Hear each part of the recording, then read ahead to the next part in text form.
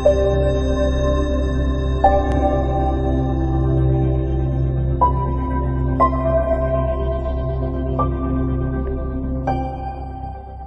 нашей студии в Кыргызско-Российском славянском университете имени первого президента Российской Федерации Бориса Николаевича Ельцина присутствуют серьезные люди. Это эксперты, это специалисты во всех сферах, это государственные деятели. Сегодня предоставлено будет каждому слово, и каждый сможет высказаться по той проблеме, которую мы сегодня обозначили. Мы все прекрасно знаем, что каждый язык заимствует из другого языка что-то, да, и даже состоит где-то на несколько процентов, на 20, на 30% из слов из другого языка.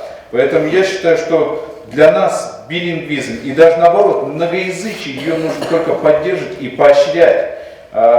Дело в том, что кыргызский язык, да, конечно, безусловно, живя в Кыргызстане, человек должен знать свой родной язык, это нужно тоже приветствовать, но обратное, что человек, ему нужно знать только один язык, я считаю, что так вопрос ставить абсолютно нельзя. Вот это многоязычие в нашей республике, это только наше богатство, это надо поддерживать и все делать. Абдаймир Кирбаевич, ассамблея должна в этом плане работать очень здорово и объединять нас всех, тех, кто живет в этой стране. В истории настоящего Кыргызстана русский язык играет действительно очень значимую роль.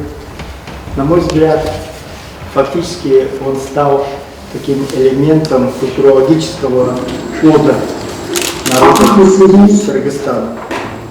Не случайно, что здесь, в Кыргызстане, на мой взгляд, самый чистый русский язык среди тех, для кого он не является родным.